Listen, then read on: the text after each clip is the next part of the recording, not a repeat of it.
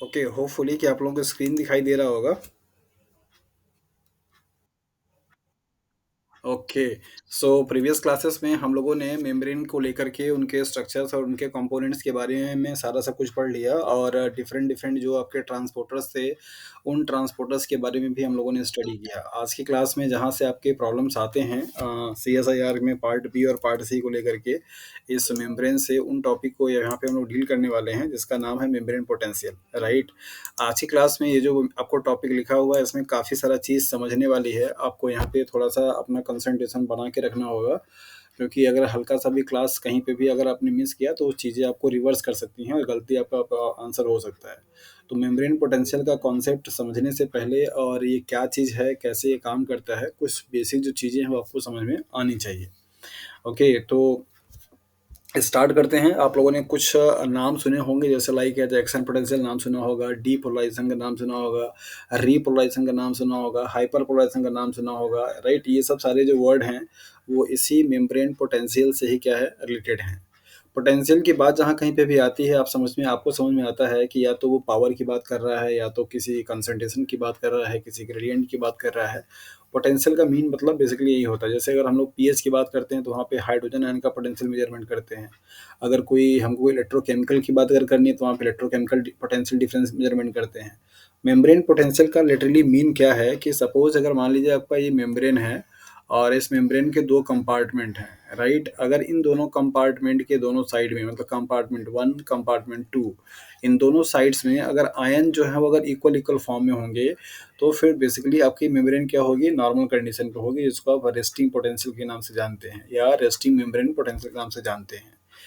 तो normal conditions में जहाँ पे आयंस का बैलेंस जो है दोनों कंपार्टमेंट में क्या है, बराबर बराबर है, उस कंडीशंस में जो मेम्ब्रेन है उसको आप रेस्टिंग कंडीशंस बोलते हैं, और उस कंडीशंस में जो उसका पोटेंशियल होगा उसको आप क्या बोलेंगे, that is the resting membrane potential बोलेंगे। Potential means what, that is इस मेम्ब्रेन के दोनों कंपार्टमेंट के दोनों साइड में जो आयंस का डिफरेंस आ रहा है, जो आयन के डिफरेंस की वजह से जो पोटेंशियल जनरेट हो रही है, उस आयन के डिफरेंसेस को बेसिकली हम पोटेंशियल बोलते हैं। चूंकि यहाँ पे मेम्ब्रेन के रिगार्डिंग में बात हो रही है, दैट इज वाई इसको आप मेम्ब्रेन पोटेंशियल के नाम से जानते हैं। इसी कॉन्सेप्ट को लेकर के पूरी की पूरी आज क्लास सेंट्रलाइज है, जहाँ पर आपको अलग अलग जो टर्म्स हैं और उन प्रोसेस को होने के लिए like resting membrane potential, action potential, depolarisation, repolarisation, hyperpolarisation, ये सब जो वर्ड हैं आपके, उन वर्ड्स को पूरा करने के लिए कौन से आयन का इनफ्लो हो रहा है, कौन से आयन का आउटफ्लो हो रहा है, यहाँ से तमाम डिफरेंट टाइप के क्वेश्चन आपसे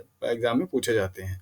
तो थोड़ा अच्छे से समझिएगा और थोड़ा ध्यान से, जहाँ कहीं पे भी लगे कि हाँ यहाँ पे अभी आपका जो कॉन्सेप्ट है अच्छे से क्लेरिफाई नहीं हो पाया है, उसको आप पूछ लीजिएगा। ओके। सो मेम्ब्रेन पोटेंशियल की हम लोग बात करें तो ये बेसिकली दो नेचर का हो सकता है। एक तो आपका इलेक्ट्रो न्यूट्रल हो सकता है। इलेक्ट्रो न्यूट्रल का मतलब यही कि जहाँ पे आपका दोनों साइड के आयंस का जो बैलेंस हो, अगर क्या हो, बराबर बराबर हो जाए, मतलब ये इक्विलिब्रियम स्टेज पर अगर आ जाए। सपोज कि मान लीजिए अगर आपका यहाँ 5 पॉजिटिव आयन अगर आपके यहाँ पे हैं, और ऐसे ही आपके 5 पॉजिटिव आयन या 5 नेगेटिव आयन आपकी इधर की तरफ हो जाए, दोनों के तरफ अगर आयन का जो बैलेंस होगा अगर बराबर बराबर होगा, ना तो नेट पॉजिटिव चार्ज कहीं दिखाई देगा, ना तो नेगेटिव चार्ज दिखाई देगा, उस कंडीशंस को बेसिकली हम इलेक्ट्रो न्यूट्रल बोलते हैं। तो इलेक्ट्रो न्यूट्रल का मतलब ये होता है कि जो भी आयंस यहाँ से यहाँ तरफ फ्लो हो रहा होगा, उतना ही आयंस आपका क्या होगा, यहाँ से यहाँ तरफ फ्लो हो जाएगा। या तो वो सेम आयन हो सकते हैं, या तो उनको काउंटर आयन वाले भी हो सकते हैं। जैसे पॉजिटिव है तो नेगेटिव हो सकता है, नेगेटिव है तो पॉजिटिव हो सकता है। सो ऐसा दैट इज पोटेंशियल, या ऐसा मेम्ब्रेन का पोटेंशियल जिसमें कि इलेक्ट्रिकल जो चार्जेज हैं वो दोनों ही मेम्ब्रेन के साइड में क्या हो, इक्वल इक्वल हो, मीन्स बराबर बराबर हो जाएं। वहाँ पर नेट जो फ्लो हो चार्जेस का वो क्या हो, जीरो हो, तो उसे हम इलेक्ट्रो न्यूट्रल के नाम से जानते हैं। तो मेम्ब्रेन पोटेंशियल का नेचर पहला हो सकता है इलेक्ट्रो न्यूट्रल। दूसरा आपका हो सकता है दैट इज इलेक्ट्रोजेनिक। इलेक्ट्रोजेनिक का मतलब होता है कि यहाँ पे दोनों जो कंपार्टमेंट आपके होंगे, उन दोनों कंपार्टमेंट की तरफ से जो आयंस का फ्लो होगा वो इक्वल नहीं होगा। एक तरफ आपका ग्रेडियंट बनेगा, चाहे लेफ्ट साइड में चाहे राइट साइड में। तो ऐसे टाइप के पोटेंशियल को बेसिकली हम इलेक्ट्रोजेनिक के नाम से जानते हैं। तो पूरा जो आप सारे जो टर्म्स पढ़ेंगे वो सब के सब कैटेगरी किस में आएगा, दैट इज इलेक्ट्रोजेनिक में। इलेक्ट्रोजेनिक का मतलब होता है, जेनिक का मतलब होता है जनरेशन होना या फॉर्मेशन होना या क्रिएट होना। इलेक्ट्रो का मतलब होता है चार्ज का। तो चार्जेज यहाँ पे क्या होंगे, क्रिएट होंगे आपके सेपरेट से सेपरेशन होने पर। और दोनों कंपार्टमेंट में बेसिकली चार्ज का जो सेपरेशन होगा अलग-अलग होगा, मतलब एक तरफ आपका आयन्स अलग होंगे, एक तरफ क्या होगा अलग होगा। तो वो जब डिफरेंस क्रिएट होगा तो उसको हम बेसिकली इलेक्ट्रोजेनिक के नाम से जानते हैं। तो ये 2 आपके कंडीशंस हो सकते हैं मेम्ब्रेन पोटेंशियल के टाइम पे कि मेम्ब्रेन पोटेंशियल आपका इलेक्ट्रोन्यूट्रल हो सकता है, मतलब दोनों ही साइड में या दोनों ही कंपार्टमेंट के जो चार्जेज़ हैं वो आपके बराबर-बराबर हो सकते हैं, यहाँ पे कोई फ्लो नहीं हो सकता, वो कंडीशन आपका इक्विलिब्रियम कहलाएगा। तो इक्विलिब्रियम की कंडीशन पे बेसिकली क्या होगा कि यहाँ पे नेट जो चार्जेज़ होंगे, उनका फ्लो जो होगा वो क्या होगा, ज़ीरो हो जाएगा। क्या हो जाएगा? ज़ीरो। तो जितना क सपोज़ कीजिए अगर मान लीजिए 1 मोलरिटी का सॉल्यूशन यहाँ पे भी है, सॉरी 0.1 मोलरिटी का सॉल्यूशन सपोज़ अगर यहाँ पे भी है, 0.1 मोलरिटी का सॉल्यूशन आपका यहाँ पे भी है। तो दोनों साइड में क्या होंगे आपके आयन्स बराबर-बराबर होंगे, तो जितना आपका इधर फ्लो करेगा उतनी क्या करेगा आपका इधर भी फ्लो करेगा। तो नेट जो फ्लो हो जाएगी वो ज़ीरो हो जाएगी। उस कंडीशंस को आप इलेक्ट्रोन्यूट्रल बोलेंगे। लेकिन अगर यही कंडीशन सेम अलग कर दिया जाए, 1 मोलरिटी का कर दिया जाए, इधर आपका 0.1 का कर दिया जाए, तो आप क्या देखेंगे कि जो आयन्स यहाँ पे होंगे कंसंट्रेशन का ज़्यादा होगा, क्या करेंगे मूव ऑन करना शुरू कर देंगे। ऐसे टाइप के पोटेंशियल्स को बेसिकली हम इलेक्ट्रोजेनिक के नाम से जानते हैं। आयन्स हमेशा ग्रेडिएंट के टुवर्ड्स मूव करते हैं, मतलब हायर कंसंट्रेशन से लोअर कंसंट्रेशन की तरफ क्या करेंगे, मूव करेंगे। वो पॉजिटिव आयन भी हो सकते हैं, नेगेटिव आयन भी हो सकते हैं। चूँकि मेम्ब्रेन की अगर हम लोग बात करते हैं तो यहाँ पे पॉजिटिव और नेगेटिव या पॉजिटिव की बात किया जाता है, क्योंकि मेम्ब्रेन पे आपने देखा होगा कि उसके इन साइड में आपके नेगेटिव चार्जेज़ होते हैं और राइट साइड में क्या होता है, पॉजिटिव चार्जेज़ होते हैं। ये चार्जेज़ आपको दिखाई देते हैं, जिसको कि आप बेसिकली मेम्ब्रेन पोटेंशियल के नाम से जानते हैं। आपको मालूम है कि नॉर्मली अगर हम अपने न्यूरॉन सेल्स की या मसल सेल्स की बात करते हैं तो वहाँ पे इनका रेस्टिंग कंडीशन पे जो मेम्ब्रेन पोटेंशियल होता है -70 इलेक्ट्रॉन वोल्ट के नाम से जाना जाता है। ये इतना इन पे चार्जेज़ होते हैं। कभी-कभी आपसे एग्ज़ाम में सवाल ये भी पूछ दिया जाता है कि रेस्ट कंडीशन पे मेम्ब्रेन का जो चार्जेज़ होता है वो उनका कॉन्फ़िगरेशन क्या है? क्या आउटसाइड में पॉज़िटिव रहेगा या इनसाइड में पॉज़िटिव रहेगा? आउटसाइड में नेगेटिव रहेगा या इनसाइड में नेगेटिव रहेगा? इस तरीके से सवाल आपसे पूछा जाता है। तो नॉर्मल कंडीशंस में आपका ये जो कंडीशन है दैट इज़ द आउटसाइड में ये आपका क्या रहेगा, पॉज़िटिव रहेगा, ये आउटसाइड है और ये आपका क्या है, इनसाइड है। कोई जुड़ना चाह रहा है क्या? अच्छा, ओके। अवनीत कौर।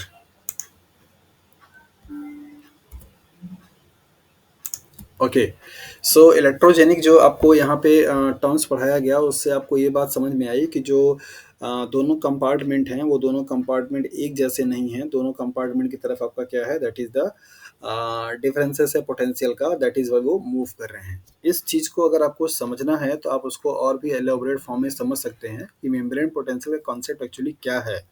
मान लीजिए यहाँ पे फिर से जो मैं एक्सपेरिमेंट आपको बता रहा था, यहाँ पे 2 कंपार्टमेंट 2 आपको बीकर दे दिया जाए और एक बीकर में आपके ऐसे यहाँ बीच में सेपरेटर लगा दिया जाए मेम्ब्रेन का, राइट? और यहाँ पे सपोज़ आपको कंपार्टमेंट ए में दे दिया जाए और कंपार्टमेंट बी दे दिया जाए। यहाँ पे भी आपका ए हो और यहाँ पे भी आपका सेकंड हो।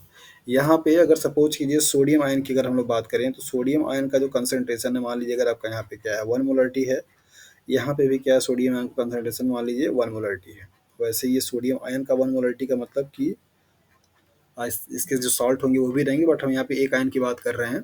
तो अगर दोनों के साइड का जो मोलरिटी है अगर वो सेम है तो इसका मतलब यहाँ पे जितने भी सोडियम के आयन होंगे उतने सोडियम आयन क्या होगा, यहाँ पे भी होगा। तो मान लीजिए अगर हमने यहाँ पे सोडियम आयन इस तरीके से लिखा हुआ है, एक सोडियम आयन ये है, एक सोडियम आयन ये है, यहाँ पे मान लीजिए मैंने 3 लिखा है, यहाँ पे भी आपको यहाँ पे 3 लिख के दिखा रहे हैं, राइट? तो इस कंडीशंस में जहाँ पे दोनों ही साइड में आयंस का जो कंडीशंस होगा, जो कंसंट्रेशन होगा अगर वो बराबर होगा, तो इस कंडीशंस में ना तो आपका यहाँ का जो आयन होगा वो यहाँ मूव करेगा और ना तो यहाँ का आयन जो होगा वो यहाँ मूव करेगा। मतलब दोनों के दोनों का साइड के जो चार्जेस हैं वो आपके बराबर-बराबर हैं, इक्वल हैं। दैट इज़ व्हाई कोई एनर्जी या कोई अपहिल जाने के लिए जो फैक्टर होगा वो जनरेट नहीं हो पाएगा। दैट इज़ व्हाई ये क्या होंगे, रेस्ट कंडीशन में होंगे। तो ऐसे टाइप के पोटेंशियल को आप क्या बोलेंगे, इलेक्ट्रोन्यूट्रल बोलेंगे। लेकिन अगर यहाँ पे केस थोड़ा-सा जस्ट चेंज किया जाए, यहाँ पे 1 मोलरिटी कर दिया जाए और यहाँ पे 0.1 मोलरिटी कर दिया जाए, तो इस कंडीशंस में आप देखेंगे कि जो सोडियम आयन है वहाँ ईस्ट साइड में मतलब लेफ्ट हैंड साइड में कंसंट्रेशन ज़्यादा रहेगा, जबकि राइट हैंड साइड में कंसंट्रेशन कम रहेगा। तो ऐसे कंडीशन में सोडियम आयन क्या करेगा, मूव करेगा यहाँ तक। तब तक मूव करेगा जब तक कि ये दोनों आपस में इक्विलिब्रियम नहीं हो जाते हैं। इक्विलिब्रियम के टाइम यहाँ पे 2 फैक्टर होता है कि ये मूवमेंट कब तक आपका होता रहेगा, उसको समझ लीजिए। सपोज़ कीजिए कि अगर हम लोग NaCl की बात करते हैं और NaCl के थ्रू आपका ये सोडियम मिलता है। जितना यहाँ पे सोडियम पॉजिटिव आयन क्या होगा जनरेट होगा मतलब फ्री होगा, उतना ही सेम अमाउंट में क्या होगा क्लोराइड आयन भी यहाँ पे आपका जनरेट होता रहेगा। अब चूंकि यहाँ पे सोडियम आयन का कंसंट्रेशन इसके कंपार्टमेंट का कंपेरिजन में क्या है ज़्यादा है, दैट इज वाई ये सोडियम क्या करेगा यहाँ पे मूव करेगा। ओके, अब सोडियम का एकोमुलेशन यहाँ पे क्या है होता रहता है। ओके, सोडियम पॉजिटिव का तो यहाँ पे दो फैक्टर है जो कि इस मूवमेंट को क्या करता है रोकता है। नंबर पहला, इस साइड में जो जनरेट होने वाले पॉजिटिव चार्ज वाले सोडियम आयन हैं, इन सोडियम आयन के चार्जेस में क्या होता है रिपल्सन होते हैं। क्या होता है रिपल्सन। जब सेम टाइप के चार्जेस का कंसंट्रेशन बहुत ज़्यादा हो जाता है, हाई हो जाता है कंसंट्रेशन, तो उनमें आपस में क्या होता है रिपल्सन होता है। तो रिपल्सन जो फोर्स होती है यहाँ से आने वाले सोडियम आयन को क्या करती है एक तरीके से इनहिबिटरी फैक्टर का क्या करता है काम करता है। पहला फैक्टर। दूसरा क्या होता है, जितना ज़्यादा आपका सोडियम यहाँ से ट्रांसपोर्ट होता है उतना यहाँ पे Cl ion means chloride ion क्या होते हैं जनरेट होते हैं। तो क्लोराइड आयन का जब कंसंट्रेशन बहुत ज़्यादा हो जाता है तो फ्री होने वाले सोडियम आयंस के साथ में इन दोनों के बीच में क्या होता है अट्रैक्शन होता है। तो ये आसानी से और बहुत टाइटली अच्छे से क्या करता है उसको बाइंड कर लेता है और इस सोडियम आयन को फ्री फॉर्म में नहीं रहने देता, मतलब इधर जाने नहीं देता है। ये दोनों जो फैक्टर हैं मिला करके इस पूरे सिस्टम को इक्विलिब्रियम के कंडीशंस पे ले आने में क्या करते हैं हेल्प करते हैं। तो इक्विलिब्रियम कंडीशंस कैसे अटेंड होगा कि नॉर्मल कंडीशंस पे जब आपका यहाँ पे कंसंट्रेशन 1 मोलरिटी थी, यहाँ पे आपका 0.1 मोलरिटी था, तो इस कंडीशंस में आपके यहाँ के जो सोडियम आयन थे वो सब मूव कर रहे थे कहाँ पे इस साइड में। अगर मान लीजिए आपका ये लेफ्ट है तो ये क्या है आपका राइट है। सो लेफ्ट से राइट क्या कर रहे थे मूव कर रहे थे। करते करते करते करते एक सिचुएशन ऐसा आया जिस टाइम पे आपका दोनों तरफ का कंपार्टमेंट जो है वहाँ पे आयंस के जो कंसंट्रेशन क्या हो गए बराबर हो गए, जिसको आप इक्विलिब्रियम बोलते हैं। तो ये इक्विलिब्रियम लाने के लिए जो फैक्टर है वो क्या है, दो तरीके का फोर्स यहाँ पे काम करता है। राइट हैंड साइड में एक्यूमुलेट हुए जो सोडियम आयन होते हैं उनका जो पॉजिटिव चार्ज है आपस में क्या करते हैं रिपल्सन करते हैं। रिपल्सन होने की वजह से जो फोर्स होता है जो अपकमिंग आपका सोडियम आयन होता है उसको आने नहीं देता है। पहला फोर्स ये हो गया जो कि राइट हैंड साइड में काम करेगा जहाँ पे सोडियम आपका क्या कर रहा है मूव कर रहा है। अब मैं चूंकि यहाँ पे कंपार्टमेंट की बात कर रहा हूँ, लेकिन अगर आप सेल की बात करेंगे तो सपोज आपका सेल है और सेल से अगर आपका सोडियम यहाँ पे अंदर की तरफ अगर आ रहा था तो यहाँ पे अंदर में क्या होगा आपका रिपल्सन होगा। सोडियम आयन ढेर सारे आपके क्या होंगे यहाँ पे जनरेट हो जाएंगे। तो ढेर सारे सेम चार्जेस के आयन जो होंगे आपस में क्या करेंगे रिपल्सन करेंगे, जिसकी वजह से अपकमिंग जो आपका सोडियम होगा उसको आने में क्या होगी परेशानी होगी। दूसरा, जब जितना आपका यहाँ पे सोडियम आयन रिलीज होगा उतना ही क्या होगा यहाँ पे क्लोराइड आयन भी क्या होगा रिलीज होगा। जितना आपका सोडियम फ्री हुआ उतना क्लोराइड आपका आयन बना, तो क्लोराइड का कंसंट्रेशन क्या हुआ यहाँ आउटसाइड में बढ़ गया। इस क्लोराइड के नेगेटिव चार्ज से और जो फ्री फॉर्म में आपका पॉजिटिव चार्ज सोडियम वाला है इनके दोनों के बीच में क्या होता है अट्रैक्शन होता है, जिसकी वजह से भी ट्रांसपोर्टेशन यहाँ पे क्या होती है कम हो जाती है। सो ये दो फैक्टर हैं जो कि मिल करके इक्विलिब्रियम के कंडीशंस को क्या करते हैं मेंटेन करते हैं। तब जा करके आपका कंटिन्यूअसली सेल क्या होता है इक्विलिब्रियम फॉर्म पे रहता है। ओके, सो इलेक्ट्रोजेनिक जो पोटेंशियल है वो क्या है कि जहाँ कहीं पे भी किसी भी आयन का कंसंट्रेशन जिस साइड में कम रहेगा वहाँ से मूव करेगा, जिसकी वजह से जो मेम्ब्रेन का पोटेंशियल होता है वो क्या होता है चेंज हो जाता है। आप आगे भी पढ़ेंगे सोडियम पोटेशियम को लेकर के जो मेम्ब्रेन पोटेंशियल जनरेट कराया जाता है या नर्वस कंडक्शन टाइम पे होता है उसमें कैसे होता है, यही आज आपको पढ़ना है। जैसे सपोज मैंने आपको बताया कि नॉर्मल के कंडीशंस में आपके मेम्ब्रेन का जो पोटेंशियल है वो क्या है ये है। आउट साइड में क्या होगा आपका पॉजिटिव होगा और इन साइड में क्या होगा आपका नेगेटिव होगा। लेकिन जब आउट साइड से जहाँ पे कंसंट्रेशन सोडियम का ज़्यादा है, आउट साइड से जब आपका सोडियम आयन का कंसंट्रेशन क्या होगा इन साइड में फ्लो होना शुरू हो जाएगा, तो इन साइड का जो चार्ज है अब जो आपका नेगेटिव था वो क्या होगा पॉजिटिव, मतलब ये वाला चार्ज क्या होगा आपका चेंज होना शुरू हो जाएगा। मतलब अब आपका जो इनर साइड का है वो क्या होगा आपका पॉजिटिव हो जाएगा और आउट साइड का क्या होगा आपका नेगेटिव हो जाएगा। तो यही जो आपका चेंज हुआ पोटेंशियल में, इसी को बेसिकली आप क्या बोलते हैं that is the depolarise stage, क्या बोलते हैं डीपोलराइजेशन। तो नॉर्मल कंडीशंस में आपका पॉजिटिव नेगेटिव था, लेकिन अब आपका क्या होगा नेगेटिव पॉजिटिव हो जाएगा। तो रेस्टिंग कंडीशंस को आप बोलते हैं बेसिकली पोलराइज स्टेज, और जब ऐसा होता है तो उसको आप क्या बोलते हैं डीपोलराइज स्टेज। तो ये वाली जो कॉन्सेप्ट है ये आपको आगे सोडियम पोटेशियम के रेफरेंस में पढ़ना है कि कैसे आपका जो मेम्ब्रेन है रेस्टिंग कंडीशंस पे वो क्या है, और उसमें जब कोई फ्लो हो रहा है सोडियम या पोटेशियम आयन का तो वो कैसे उनकी मेम्ब्रेन की पोटेंशियल जो है वो चेंज हो रही है। अभी मैंने आपको यहाँ पे दो टर्म समझाएं, इलेक्ट्रो न्यूट्रल और इलेक्ट्रोजेनिक। मेम्ब्रेन पोटेंशियल, जिसको एग्ज़ाम्पल देकर के समझाया कि एक्चुअली में मेम्ब्रेन पोटेंशियल का या पोटेंशियल का मीन क्या है। जहाँ पर आपने समझा कि पोटेंशियल डिफरेंस होना बहुत ज़रूरी है किसी भी मेम्ब्रेन के 2 कंपार्टमेंट के साइड में। अगर ऐसा होगा तो वहाँ पे आपका मेम्ब्रेन पोटेंशियल क्या होगा, जनरेट होगा और वहाँ पे एक्शन होंगे, और अगर ऐसा नहीं होगा तो वहाँ पे कोई एक्शन नहीं होगा। एक्शन से मतलब है कि यहाँ पे नर्वस कंडक्शंस का होना, मतलब कि सेल्स में इन्फॉर्मेशंस का जाना। एक्शन पोटेंशियल वो कहलाता है कि जब ये जो चार्जेस का डिफरेंस है दोनों कंपार्टमेंट के साइड में, वो इतना ज़्यादा हो जाए कि वो एक इलेक्ट्रॉन का बोल्ट क्रिएट कर सके और वो मैसेज के फॉर्म में कन्वे हो सके। ऐसे जनरेशंस को या ऐसे डिफरेंसेस ऑफ पोटेंशियल को बेसिकली हम एक्शन पोटेंशियल के नाम से जानते हैं। तो अभी आप देख लीजिए, अगर किसी को भी जो कि लेट से आए हैं, पीछे आए हैं, अगर आप में से किसी को भी ये डाउट हो कि इलेक्ट्रोजेनिक और इलेक्ट्रोन्यूट्रल जो आपके मेम्ब्रेन पोटेंशियल, उनका क्या कॉन्सेप्ट है, मेम्ब्रेन पोटेंशियल एक्चुअली में क्या है, अगर ये डाउट है तो आप उसको पूछ लीजिए।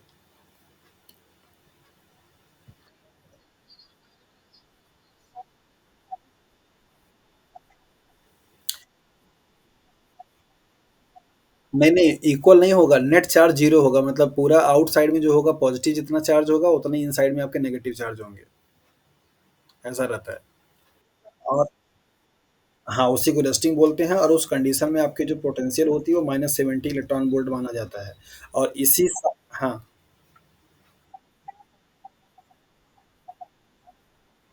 -70 वो पोटेंशियल का डिफरेंस है। चार्जेस ये जो क्वांटिटी आपको बताई गई वो है कि इनर साइड में आपके नेगेटिव होंगे और आउट साइड में क्या होंगे, पॉजिटिव होंगे। लेकिन उनका जो डिफरेंसेस क्रिएट होता है रेस्टिंग कंडीशंस पे, वो माइनस में लिखा जाता है, -70 इलेक्ट्रॉन वोल्ट लिखा जाता है। और इसी माइनस साइन को लेकर के ही आपसे सवाल बनता है, कैसे? कि जब आपका अगर मेम्ब्रेन रेस्टिंग कंडीशन से डीपोलराइज हो रही तो इसकी वैल्यू किधर मूव करेगी, और अगर आपका वो रीपोलराइज हो रहा होगा तो कहाँ मूव करेगा, हाइपर पोलराइज हो रहा होगा तो कहाँ मूव करेगा। मतलब माइनस से मोर माइनस होगा, या माइनस से पॉजिटिव तरफ जाएगा, या पॉजिटिव से मोर पॉजिटिव जाएगा, या पॉजिटिव से नेगेटिव तरफ आएगा, यही सवाल आपसे पूछे जाते हैं। तो रेस्टिंग कंडीशन पे आप याद ये रखिए कि जहाँ पे मेम्ब्रेन का जो स्टेट है वो आउटसाइड में आपका पॉजिटिव है, इनसाइड में आपका नेगेटिव है, और उसकी वैल्यू जो है वो आपका क्या है, -70 इलेक्ट्रॉन वोल्ट होती है नर्व सेल्स में और मसल सेल्स में। सारे सेल्स में मेम्ब्रेन पोटेंशियल एक जैसा नहीं होता, डिपेंड करता है वो सेल्स की टाइप कौन सी है। तो जैसा कि आप जानते हैं कि सबसे ज़्यादा जो इलेक्ट्रॉन का मतलब एज अ मैसेंजर का या इलेक्ट्रिकल कंडक्शन का काम है वो कौन कौन करता है, दो सेल्स। नर्व सेल्स जो कि आपकी सूचनाओं को पहुंचाते हैं, मसल सेल्स जो कि आपकी बॉडी के एक्टिविटी को करने के लिए मसल्स का कंडक्शंस कराते हैं।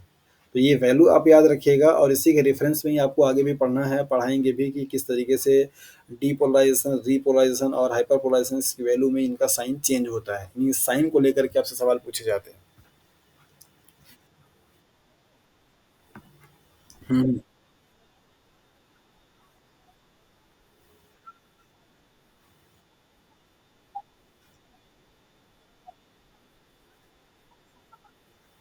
चार्जेस का मतलब है यहाँ पे कि जो चार्ज का साइन है सिर्फ वो है, क्वांटिटी नहीं। और ये जो डिफरेंसेस आप देखते हैं उनके पोटेंशियल के, मतलब उनकी क्वांटिटी की जो होती है उसके बेसिस बताया जाता है। दोनों बातों में फ़र्क है। नेगेटिव साइन और पॉजिटिव साइन का नंबर दोनों साइड में बराबर है, ये अलग बात है, और उन दोनों पे जो चार्जेस हैं, जो क्वांटिटी है, वो अलग बात है। जैसे सपोज कीजिए फॉर एग्जांपल कि अगर आपका मान लीजिए यहाँ पे एक सोडियम आयन है जो कि सिंगल पॉजिटिव चार्ज है, और इधर आपका मान लीजिए यहाँ पे फ्लोरीन आयन है जो कि सिंगल नेगेटिव चार्ज है, ये दोनों बराबर हैं। लेकिन अगर आपका मान लीजिए यहाँ पे सोडियम आयन नेगेटिव चार्ज हो, लेकिन ऑक्सीजन का चार्ज यहाँ पे क्या हो, ऑक्सीजन एटम हो, तो ये चार्ज अलग देगा, लेकिन नंबर एक ही मॉलिक्यूल काउंट किया जाएगा। तो ये जो आपको साइन दिखाई देता है ये है इनका, दैट इज कि पॉजिटिव और नेगेटिव का साइन, इनकी जो क्वांटिटी होती है उनके डिफरेंसेस को आप बोलते हैं पोटेंशियल डिफरेंस। पोटेंशियल डिफरेंस का मतलब कि दोनों ही मेम्ब्रेन में जो उनके चार्जेज हैं वो चार्जेज में डिफरेंसेस है, और उनके जो ग्रेडियंट है उनमें डिफरेंसेस है, दैट इज वाई वहाँ पे आपको दिखाया जाता है कि हाँ माइनस। और ये माइनस जो साइन है वो एक्चुअली इलेक्ट्रॉन बोल्ट को दिखाने के लिए है। ये साइन ये नहीं है कि ओवरऑल नेगेटिव साइन ज़्यादा है, ऐसा नहीं है। ये इलेक्ट्रॉन वोल्ट की जो वैल्यू है वो आपको माइनस में दिखाती है। इस वाले माइनस से ये मतलब नहीं है कि हाँ माइनस का चार्ज ज़्यादा है।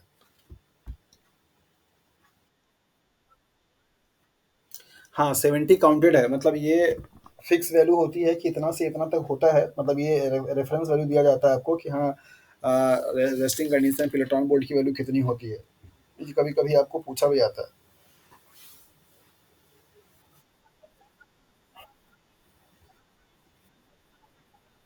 हाँ, अभी सारा चारों कंडीशन आपको पढ़ाएँगे, डिपोलराइज़ेशन, रिपोलराइज़ेशन, हाइपरपोलराइज़ेशन और पोलराइज़ेशन। ये चारों टर्म्स में बहुत अच्छे से क्लैरिटी होगी और कौन से आयन रिस्पॉन्सिबल हैं और ये जो वैल्यू आपकी दिखाई दे रही है, कहाँ से कहाँ मूव करेगी, ये 4 चीज़ आपको बहुत क्लियरली समझाना है, क्योंकि वहीं से सवाल आपके एग्ज़ाम में बनते हैं। अभी इसको हम रफ कर दें जो लिखे हुए हैं। हाँ जी, या कुछ पूछना है किसी को? ओके। कुछ स्टेटमेंट है, पहले आप यहाँ पे देख लीजिए। सोडियम पोटेशियम पंप के बारे में हम लोग स्टडी करेंगे और मेरा हमारा हम लोगों का जो टारगेट होगा वो यही समझना कि कैसे मेम्ब्रेन पे एक्शन पोटेंशियल्स हो रहे हैं, मेम्ब्रेन पे कैसे आपका पोटेंशियल जनरेट हो रहा है। तो सोडियम पोटेशियम बेस्ट एग्जांपल है, जो कि उसी के थ्रू पूरा नर्वस कंडक्शन होता है, तो उसके बारे में हम लोग यहाँ पे स्टडी करेंगे।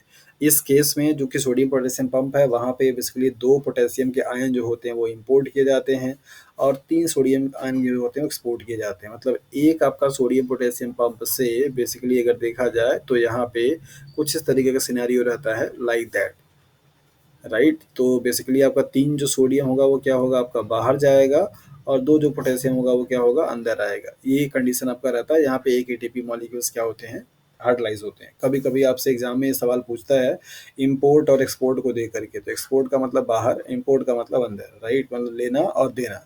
तो 2 सोडियम अंदर आता है और ऐसे भी आप जानते हैं कि ये बेसिकली एक एक्टिव ट्रांसपोर्ट का क्या है, एग्जाम्पल है। और आपने समझा था पिछली क्लासेस में कि एंटी एक्टिव ट्रांसपोर्ट में हमेशा जो फ्लो होता है वो कंसंट्रेशन ग्रेडियंट के अगेंस्ट में होता है। तो अगेंस्ट का मतलब हुआ कि लोअर कंसंट्रेशन से हायर कंसंट्रेशन तरफ क्या करेगा, मूव करेगा। आप ये जानते हैं कि इस पोटेशियम आयन पूरे सेल्स में सबसे हाईएस्ट और डोमिनेंट फॉर्म में पाया जाने वाला क्या है, पॉजिटिव आयन वाला एलिमेंट है, मतलब आयन है। जितने भी आयन्स पाए जाते हैं उन सभी में सबसे प्री डोमिनेंट फॉर्म में पाया जाने वाला अगर कोई अगर आयन है तो वो क्या है, दैट इज द पोटेशियम है। और अगर यही बात बाहर के लिए किया जाए तो वहाँ के लिए आंसर क्या होगा, सोडियम होगा। तो सोडियम का कंसंट्रेशन बाहर ज़्यादा है, तो एक्टिव ट्रांसपोर्ट में आपको क्या करना पड़ता है, जहाँ पे कंसंट्रेशन ज़्यादा होता है वहीं पे भेजना पड़ता है लो वाले से। तो इसका मतलब सोडियम हमेशा क्या करेगा, बाहर जाएगा और पोटेशियम क्या करेगा, अंदर आएगा। ये बात आपको समझ में आ जाना चाहिए। तो 2 सोडियम आपका क्या, 2 पोटेशियम क्या होगा आपका, अंदर आएगा, 3 सोडियम क्या होगा आपका, बाहर जाएगा। और नेट जो चार्जेस का फ्लो होगा वो बेसिकली कितना होगा, that is the one positive charge का आउट ऑफ द सेल्स। चूंकि 2 पोटेशियम अंदर आ रहा है तो 2 काउंटर इफेक्ट हो जाएगा और एक आपका सोडियम का बचेगा। सो वन पॉजिटिव चार्ज क्या करेगा, आउटसाइड द सेल्स क्या करेगा, मूव करेगा। तो अगर ये आउटसाइड द सेल्स मूव करता है पॉजिटिव चार्ज को, तो रिजल्टेंट आपका क्या होना चाहिए। अगर ये पॉजिटिव चार्ज अगर आपका आउटसाइड में ज़्यादा हो रहा है तो जो चार्जेस होगा उनका डायरेक्शन कैसा चेंज होना चाहिए। ऐसे समझिए कि नॉर्मल कंडीशंस पे आपको बताया गया कि मेम्ब्रेन पे चार्जेस क्या होंगे, पॉजिटिव होंगे, यहाँ पे पॉजिटिव और यहाँ पे नेगेटिव। अब इस कंडीशंस में आपका जब एक्टिव ट्रांसपोर्ट हो रहा है तो वहाँ पे एक पॉजिटिव चार्ज आपका क्या हो रहा है, ज़्यादा हो रहा है बाहर की तरफ, मतलब बाहर की तरफ, ये यहाँ इधर की तरफ मूवमेंट आपका सोडियम आयन का क्या होता है, ज़्यादा होता है। ओके, एक नेट चार्ज। और आपको बताया जाता है कि यहाँ पे जो मेम्ब्रेन का पोटेंशियल है वो चेंज किस पे होता है, यहाँ पे माइनस हो जाता है और यहाँ पे क्या होता है, पॉजिटिव हो जाता है। मतलब चार्जेस जो होते हैं ये चेंजेस होते हैं। थोड़ा सा इसको समझने में आपको कन्फ्यूजन हो सकती है, लेकिन कोशिश यही रहेगी कि आपको एकदम क्लियर हो जाए। तो आगे देखते हैं, पहले तो इसको इस फिगर पे भी आएंगे। सोडियम पोटेशियम पंप के लिए 2 पॉइंट आपको बताए गए हैं। नंबर पहला कि 2 पोटेशियम क्या होगा आपका, अंदर आएगा, 3 पोटेशियम क्या होगा आपका, बाहर जाएगा। तो रिजल्टेंट बेसिकली क्या होगा, एक जो पॉजिटिव चार्ज होगा वो आउट ऑफ द सेल्स क्या हो रहा है, मूव कर रहा है बाहर की तरफ। All cells have electrical potential differences. जितने भी टाइप के सेल्स होते हैं, चाहे वो नर्व सेल्स हों, चाहे वो हार्ट सेल्स हों, चाहे इंटेस्टाइन के सेल्स हों, सभी सेल्स में मेम्ब्रेन का जो पोटेंशियल इलेक्ट्रिकल डिफरेंस होता है वो पाया जाता है। मतलब सभी जो मेम्ब्रेन होती है वो पोलराइज स्टेज में पाई जाती है। In animal cell membrane potentials varies from -20 to -200 millivolt. हम्म। हाँ जी।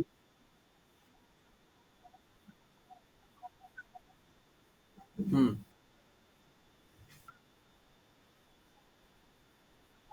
हम्म।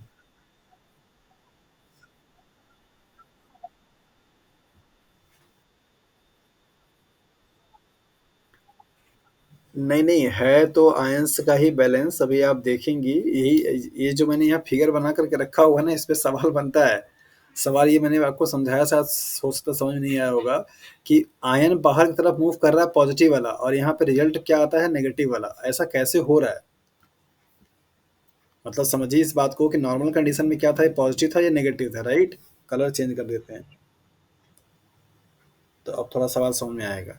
नॉर्मल कंडीशन पे मतलब अगर रेस्टिंग कंडीशंस की अगर हम लोग बात करें तो इस रेस्टिंग कंडीशंस पे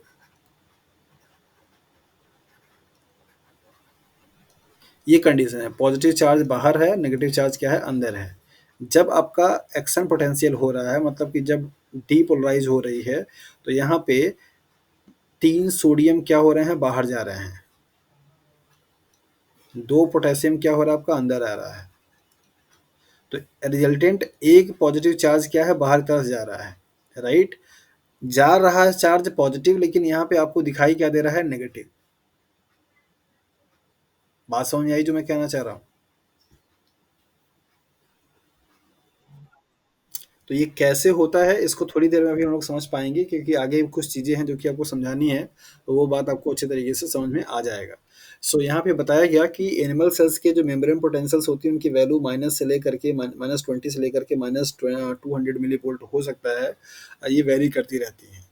रेस्टिंग कंडीशंस पे जब कोई मेम्ब्रेन पे कोई एक्शन जनरेट नहीं हो रहा है, मतलब कोई स्टिमुलाई उसको बाहर से नहीं मिली हुई है, नॉर्मल कंडीशंस है, उस कंडीशंस को हम रेस्टिंग कंडीशंस बोलते हैं। तो उस टाइम पे जो मेम्ब्रेन की पोटेंशियल्स होती है, वो बेसिकली क्या है, आउटसाइड में क्या होगा, आपका पॉजिटिव होगा, और इन साइड में क्या होगा, आपका नेगेटिव होगा, और ओवरऑल जो वैल्यू होगी वो कितनी होगी, -70। और उस कंडीशंस को आप पोलराइज स्टेज के नाम से जानते हैं। तो अगर हम यहाँ पे फिगर ड्रॉ करें, ये मेम्ब्रेन है आपका, तो मेम्ब्रेन के आपके आउटसाइड में क्या होगा, that is the positive charge, like that, और इन साइड में क्या होगा, आपका नेगेटिव चार्ज, लाइक दैट। इसको आप बोलते हैं पोलराइज स्टेज,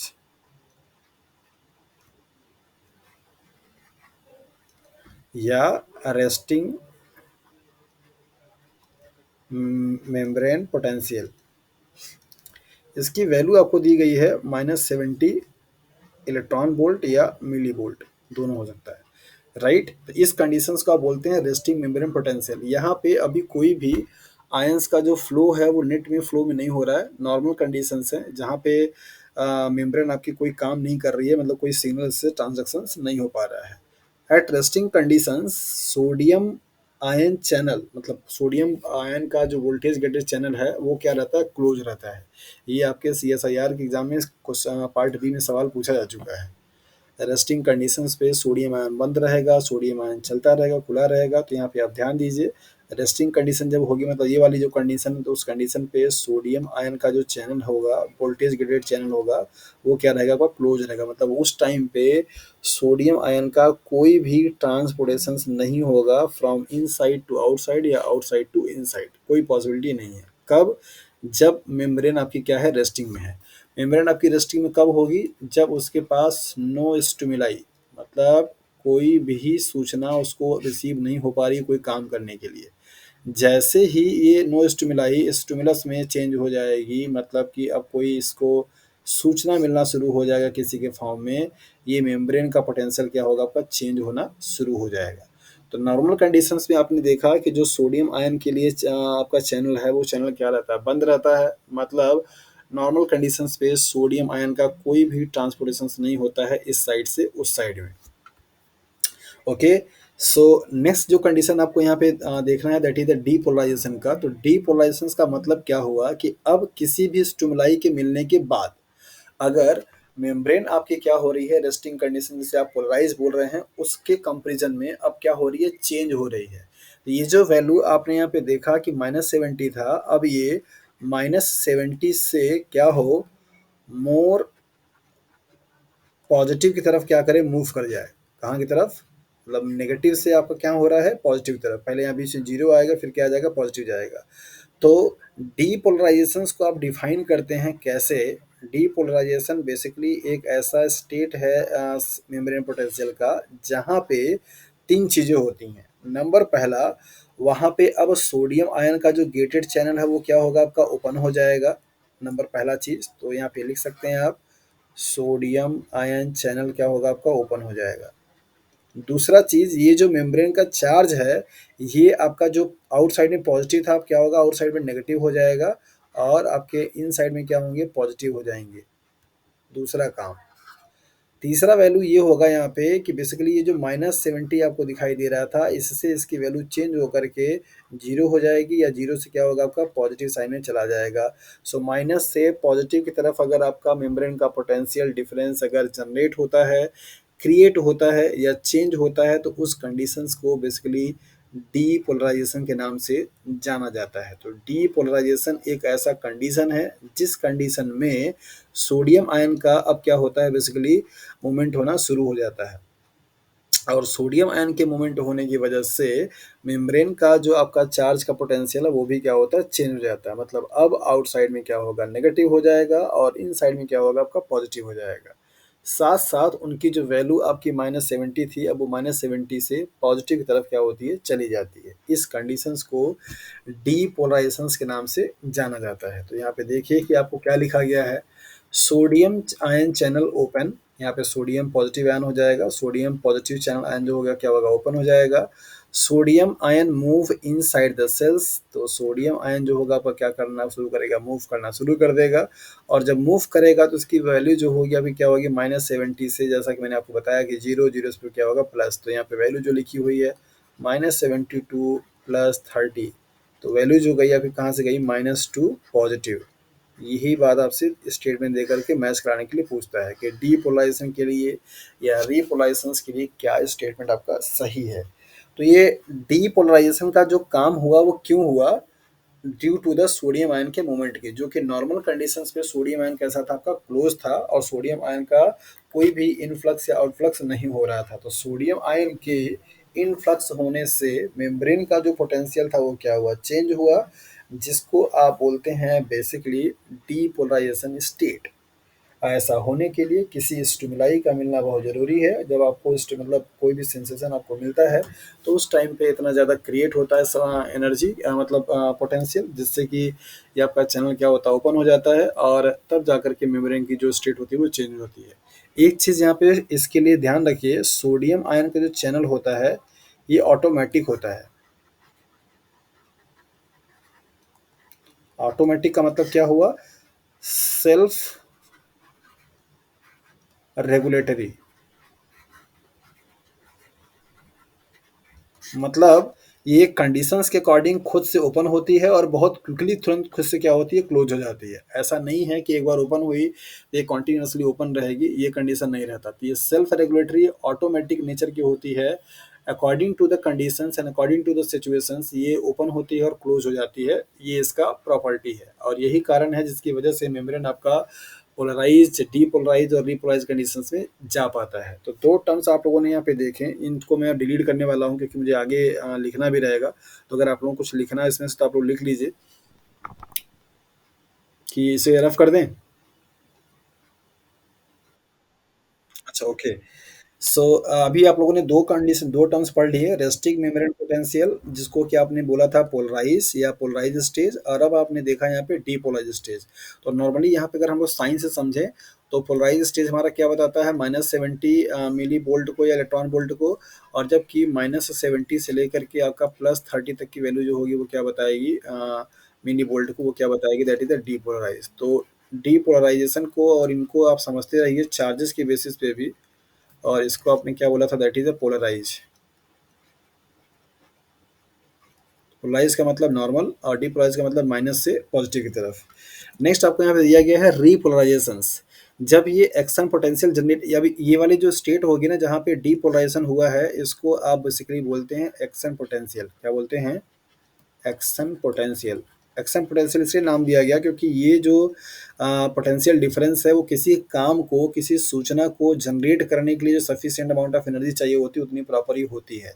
इससे कोई एक्ट होता है, कोई काम होता है, कोई इन्फॉर्मेशन एक सेल्स से दूसरे सेल्स में जाती है, कोई इन्फॉर्मेशन से बॉडी के एक पार्ट से दूसरे पार्ट में जाता है, दैट इज वाई आप इसको एक्शन पोटेंशियल के नाम से जानते हैं। किसको, डीपोलराइजेशन वाली स्टेट को। रीपोलराइजेशन का मतलब होता है कि जो ये मेम्ब्रेन आपकी डीपोलराइज हुई थी, मतलब कि जो सोडियम आयन का ट्रांसपोर्टेशन हुआ था, अब वो फिर से क्या हो जाए बंद हो जाए। सोडियम आयन जो चैनल होगा क्या आपका क्लोज हो जाएगा। जब क्लोज हो जाएगा तो उसका इन्फ्लक्स वो क्या होगा आपका बंद हो जाएगा। इसके साथ-साथ में पोटेशियम आयन चैनल क्या होता है आपका ओपन हो जाता है और ये आउटसाइड में क्या करता है मूव करना शुरू कर देता है। तो 2 चीज़ें आपकी यहाँ पे हुई। पहला, इस कंडीशंस पे आपका सोडियम आयन जो होगा वो क्या होगा बंद रहेगा, पोटेशियम आयन क्या होगा आपका ओपन रहेगा, एक चीज़। दूसरा, यहाँ पे आपका जो मेम्ब्रेन का पोटेंशियल था अब फिर से क्या होगा पॉजिटिव से मतलब कि 30 से आपका क्या आएगा नॉर्मल की तरफ आना शुरू हो जाएगा मतलब कि -70।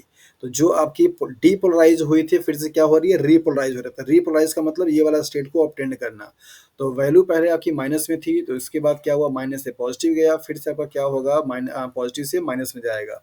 इस कंडीशंस को आप बेसिकली रीपोलराइजेशन स्टेज के नाम से भी जानते हैं। और नेक्स्ट आपको जो पढ़ना है that is the hyperpolarisation. Hyper का मतलब होता है कि जो आपका नॉर्मल कंडीशंस में -70 था अब -70 से और ज़्यादा माइनस की वैल्यू में चला जाए और ज़्यादा आपका जो नेगेटिव चार्ज है वो डोमिनेंट हो जाए इलेक्ट्रो पोटेंशियल का या मेमोरी पोटेंशियल का, उसको आप बोलते हैं that is the hyperpolarisation. क्या बोलते हैं? Hyperpolarisation. तो साइन के बेसिस पे अगर आप देखिए यहाँ पे तो 4 टर्म आपको बताए गए हैं 2, 3, 4। तो नॉर्मल कंडीशंस पे जो कि पोलराइज है वहाँ पे आपका स्टेट जो होगा क्या होगा -70 होगा।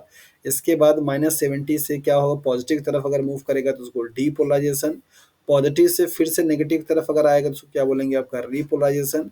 नेगेटिव से और नेगेटिव अगर जाएगा तो उसे आप क्या बोलेंगे that is the hyperpolarisation. ये 4 टर्म हैं और इन चारों टर्म को आपको अच्छे से समझ लेना चाहिए कि क्या इनका कॉन्सेप्ट है।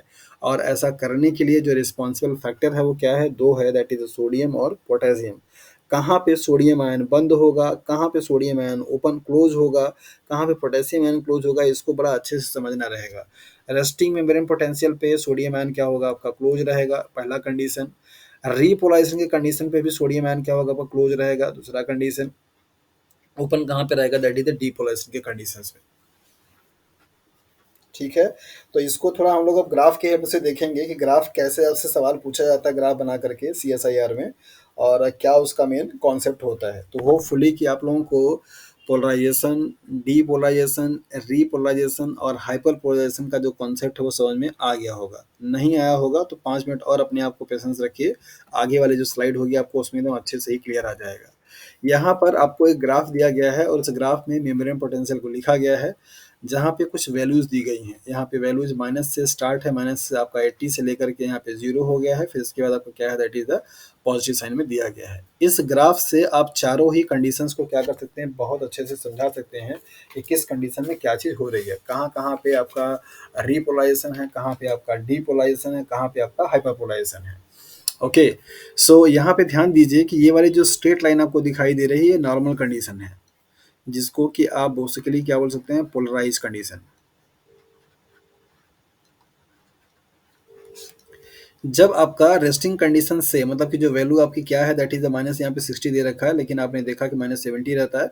तो -70 से अगर आपका जो कंडीशन है पोटेंशियल आपका ये वाली जो एक्सेस दिखाई दे रही है जो बढ़ रही है, बढ़ते बढ़ते कहाँ पे गई है पॉजिटिव तरफ गई है। इस कंडीशंस को बेसिकली आप क्या बोल सकते हैं that is the depolarisation.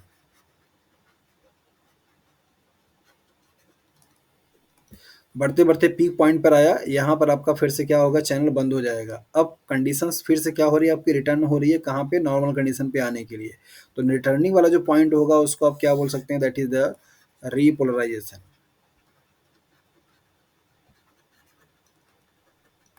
Return होने के बाद अगर ये जो नॉर्मल कंडीशन है अगर उससे ज़्यादा अगर आपकी वैल्यू हो जाए मतलब ये वाली जो लाइन आपको दिखाई दे रही है ये किसको रिप्रेजेंट कर रही है that is the hyperpolarisation को।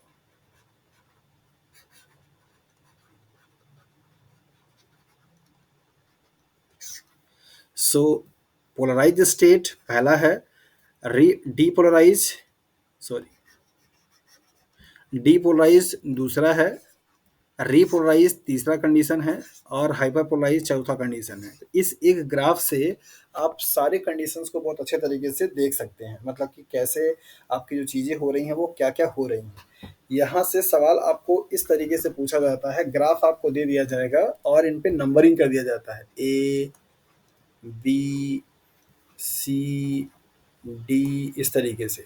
पूछा जाता है मैचिंग करा करके कि कौन सा किसको स्टेट को रिप्रेजेंट करता है, तो दे दिया रहेगा आपको यहाँ पे ए बराबर डीपोलाइजेशन, बी बराबर इस तरीके से आपको दिया रहेगा। तो इस ग्राफ को आप समझिए और देखिए कि ग्राफ आपको क्या बताना चाह रहा है। ग्राफ में सिंपली यही बताया गया कि जो आपका एक्सिस है मेम्ब्रेन पोटेंशियल का, वहाँ पे साइन दे रखा है। जब आपका रेस्टिंग कंडीशंस पे है वहाँ पे आपकी मेम्ब्रेन की पोटेंशियल कितनी दे रखी है, 60 दे रखी है, लेकिन नॉर्मली कितना होता है, 70 होता है। तो इस कंडीशंस को आपने क्या बोला, that is the polarise stage या रेस्टिंग पोटेंशियल। जब ये पोलराइज स्टेट आपका, जब यहाँ कोई स्टिमुलाई मिली, सोडियम आयन का इन्फ्लक्स होना शुरू हुआ, तो ये जो मेम्ब्रेन की पोटेंशियल थी अब ये नेगेटिव से आपकी जा किस पे रही है, पॉजिटिव साइन में। तो ये वाली यहाँ से यहाँ की जो लाइन है वो बताती है किसको है, that is the depolarisation state को। करते करते एक पॉइंट ऐसा आया जहाँ पे अब बेसिकली जैसा कि मैंने आपको पहले ही बताया कि सोडियम आयन अब ऑटोमेटिकली क्या होता है, सेल्फ रेगुलेटेड होता है। तो उस पॉइंट के बाद वो बंद हुआ, फिर से कंडीशंस आपका क्या हुआ, रिवर्स होना शुरू हो जाएगा। जब आपका सोडियम आयन का चैनल बंद हो जाता है तो पोटेशियम आयन का क्या होता है, चैनल आपका एक्टिव रहता है और वहाँ पे उसका आउटसाइड में चलता रहता है। तो जिसकी वजह से मेम्ब्रेन जो होती है बहुत ही जल्दी क्विकली अपने आप को फिर से रीस्टोर करती है अपने पुराने वाले फॉर्म को। तो जब ये पीक पॉइंट से नीचे की तरफ आ रही होती है तो उस स्टेज को बेसिकली हम लोग क्या बोलते हैं, दैट इज द रीपोलराइजेशन। मतलब दोबारा आप क्या हो रही है, पोलराइज स्टेज में आने की काम कर रही है। करते करते जब आपका नॉर्मली 70 माइनस 70 वाले के कंडीशंस पे आ जाएगी, मतलब मीट कर जाएगी, तो उसको आप फिर से क्या बोलेंगे, दैट इज द मतलब जब नीचे की तरफ आ रही है तो उसको आप बोलेंगे रीपोलराइज। और नॉर्मली अगर आपके मीट करके तो उसे बोलेंगे पोलराइज स्टेज। अब अगर उस मेम्ब्रेन का पोटेंशियल माइनस म्यू 70 दे रखा है या माइनस 60 दे रखा है, और ज़्यादा माइनस में हो जाए, 80 हो जाए, 90 हो जाए, 100 हो जाए, तो उसको आप क्या बोलेंगे, हाइपर पोलराइजेशन। क्या ये ग्राफ के सारे पॉइंट जो चार टर्म यहाँ पे लिखे गए हैं सबको क्लियर हो गए हैं?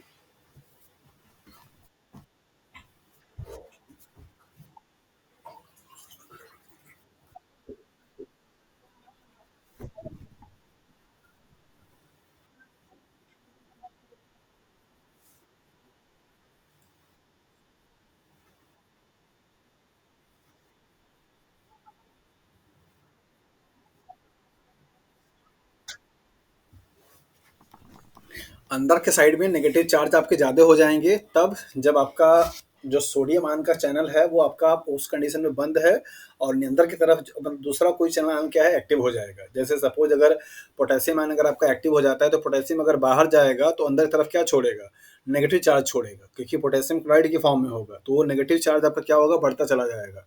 तो कोई एक ऐसा आयन जो कि सोडियम आयन नहीं है, दूसरा कोई आयन का ट्रांसपोर्टेशन होना शुरू होगा, जिसके कि ट्रांसपोर्टेशन होने से इन साइड में नेगेटिव चार्जेस क्या होंगे, पे ज़्यादा जनरेट होंगे, तो उसको आप बोलते हैं दैट इज हाइपरपोलराइजेशन। जो आयन, हाँ, अंदर से अगर कोई भी जो पॉजिटिव चार्ज वाला आयन है, जब भी पॉजिटिव चार्ज आएगा तो उसका नेगेटिव चार्ज अंदर रह जाएगा ना। तो जब जैसे यही, हाँ, जैसे सपोज कीजिए कि मान लीजिए पोटेशियम क्लोराइड है, जब इसका पोटेशियम अगर बाहर जाएगा तो ये सोडियम तो अंदर क्लोराइड अंदर रह जाएगा, और इस पे चार्जेस क्या है आपके, नेगेटिव हैं। तो जितना ज़्यादा आपका इसका ट्रांसपोर्टेशन होगा उतने नेगेटिव क्या होंगे, अंदर में जनरेट होंगे। तो उसकी वजह से जो चार्जेस डिफरेंस आएंगे वो नेगेटिव में आएंगे। तो जो अभी इस चीज़ के लिए ध्यान रखिए, कॉन्सेप्ट यही है कि जो भी आयन आपका क्या करेगा, मूव करेगा, मतलब जिस डायरेक्शंस में, उसका जो अपोजिट आयन होगा वो उसके उस साइड में क्या होगा, ज़्यादा रहेगा। जैसे अगर सोडियम आपका आउटसाइड से अगर इन साइड में अगर आ रहा है तो इन साइड में सोडियम का परसेंटेज बढ़ेगा, लेकिन नेगेटिव का आयन का जो परसेंटेज होगा वो क्या होगा, आपका बाहर तरफ रहेगा। यही कारण है कि जब जो आयन जहाँ पे मूव करता है उसके अपोजिट चार्जेस क्या होते हैं, वहाँ पे जनरेट होते हैं। ये चारों टर्म क्लियर हो। हाँ हाँ, पूछिए। हम्म।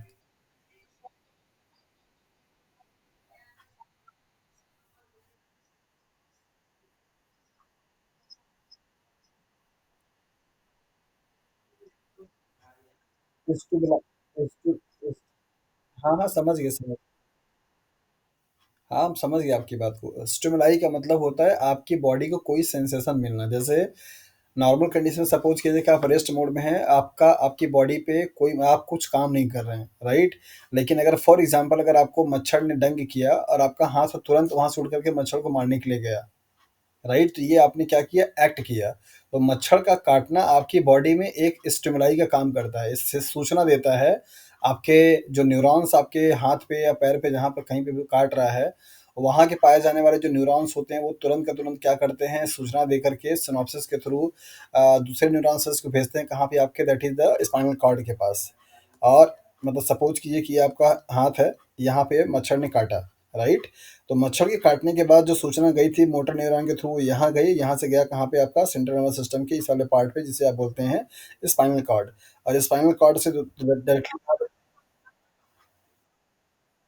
हाँ जी, बस यही है नर्व इम्पल्स, इसी की वजह से होता है आपका ये जो एक्शन पोटेंशियल की ये। हाँ, इंटरनल भी हो सकती है, जैसे सपोज आपको भूख लग रही है, आपका भूख का लगना एक स्टिमुलाई है ना? ये आपके जो स्टिमुलाई होते हैं वो दोनों तरीके से हो सकते हैं। एक्सटर्नल भी हो सकते हैं और इंटरनल भी हो सकते हैं। मोस्ट ऑफ द टाइम पे हमें कोई काम करने, जैसे हमने कोई कलर देखा, तो कुछ कलर को देख करके हमारा मन बड़ा खुश हो जाता है और कुछ कलर को देख करके बड़ा अजीब लगता है कि यार बड़ी इरिटेशन हो रही है। जैसे अभी गर्मी का मौसम चल रहा है, अगर आप रेड कलर देखेंगे शायद आपको सुकून नहीं मिलेगा। लेकिन अगर थोड़ा लाइट में ग्रीन हो, अगर ऐसा कुछ कलर हो तो देख के लगता है हाँ, चलो अच्छा ठीक है। कुछ ऐसे खुशबू होती है, इनको मतलब मिलने के बाद हमारा मन बड़ा एकदम ऐसे हैप्पी हो जाता है कि यार बड़ी अच्छी खुशबू आ रही है, मन करता है कि हाँ, उसको और ज़्यादा इन्हेल किया जाए। तो वो खुशबू भी आपके लिए स्टिमुलाई है, वो कलर भी आपके लिए स्टिमुलाई है। कहीं आप जा रहे हैं, रोड पे बहुत गंदगी दिखी, आपके मन में एकदम अजीब सा फीलिंग आती है कि अरे बाप रे! कितना गंदगी, जल्दी से यहाँ से निकल जाना है। वो भी एक स्टिमुलाई है। आप जा रहे हैं, किसी ने कुछ बात पिंच कर दिया, कोई चीज़ आपको बोल दिया जिससे कि आपके मन में गुस्सा आया, दिमाग खराब हुआ, वो भी एक स्टिमुलाई है। इस सारे सिचुएशंस में ये एक्शन पोटेंशियल क्या होता है, जनरेट होता है। आपका गुस्सा आना, आपको भूख लगना, आपको किसी बात का दुःख होना, आपको कोई अच्छी खुशबू आना, आपको कोई कलर अच्छा देखकर सुकून मिलना, ये सारी चीज़ें आपके स्टिमुलाई हैं।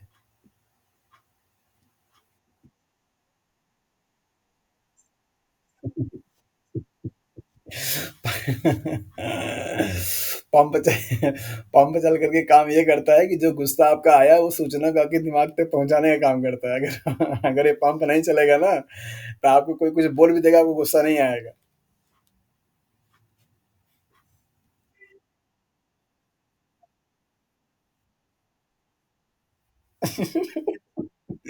वंदना कहाँ अप्लाई करने वाली हैं आप, पहले ये बता दीजिए?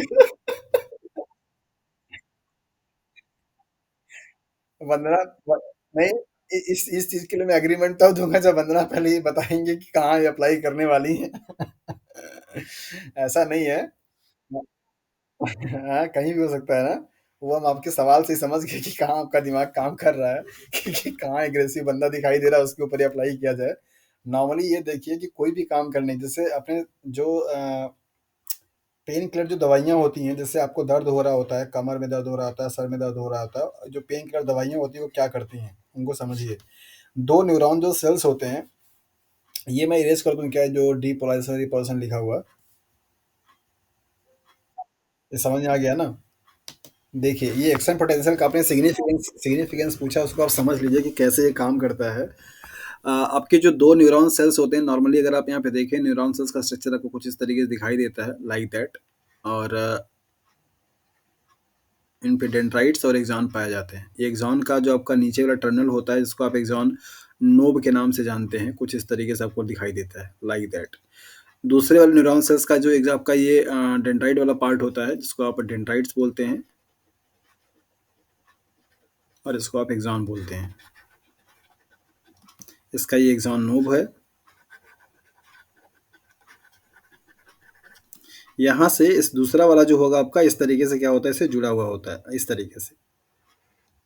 बाकी के स्ट्रक्चर हम नहीं बना रहे। यहाँ पे जो आपका स्पेस होता है, जिसको कि आप क्या बोलते हैं, साइनॉस बोलते हैं।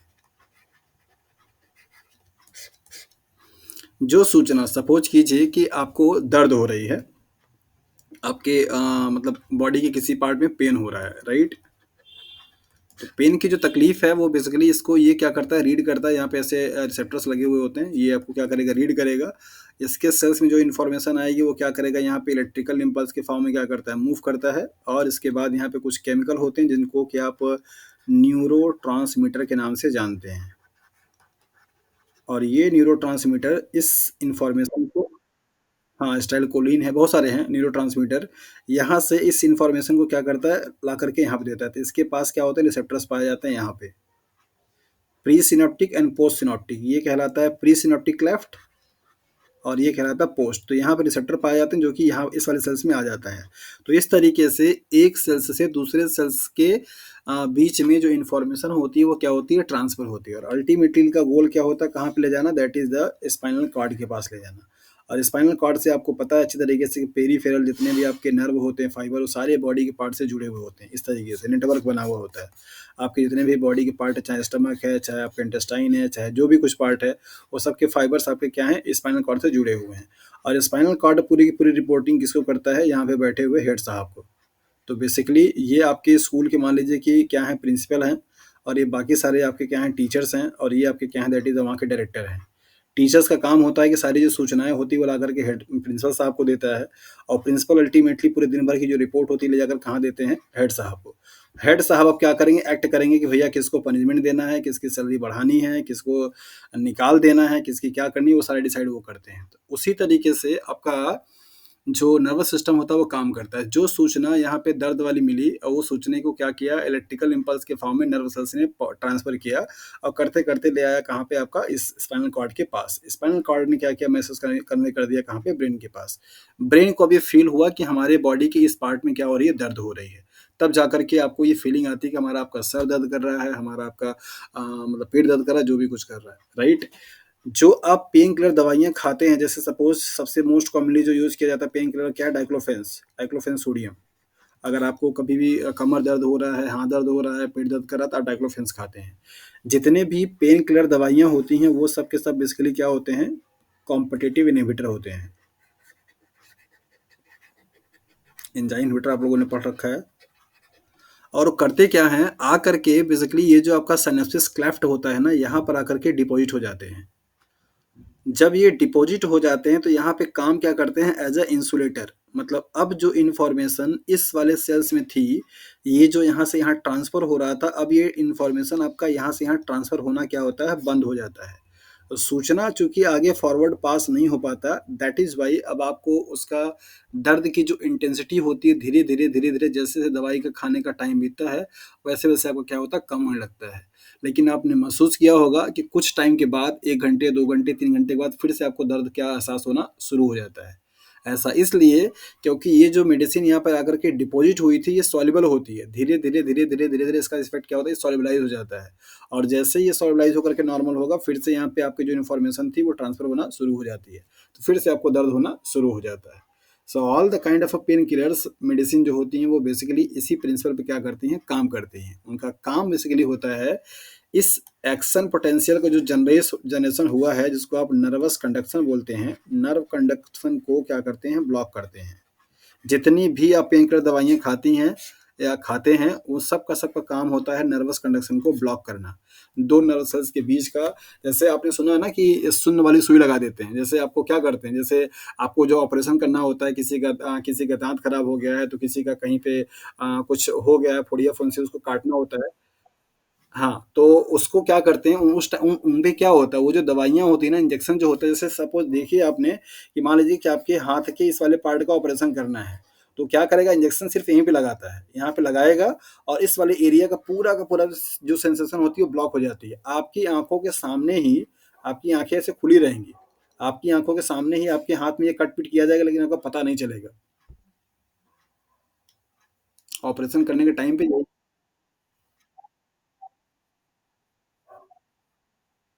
बिल्कुल। मेडिसिन जो पेन किलर वाली होती हैं, उनका काम बेसिकली आपके नर्वस के कंडक्शंस को ब्लॉक करना होता है फॉर द शॉर्ट टाइम।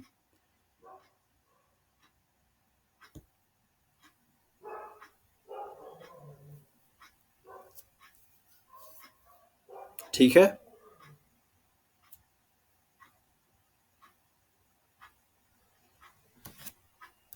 अरे एकदम अचानक से सब बोलना क्यों बंद कर दिए? क्या पूछा अवनीत आपने? हाँ जी, पेन किलर दवाइयाँ जो भी होती हैं, चाहे आपके हाथ में दर्द हो रहा हो, कमर में दर्द हो रहा हो, जो भी है, पेन वाली जो दर्द हो की दवाइयाँ होती हैं, वो इसी तरीके से काम करती हैं। नर्वस कंडक्शंस को।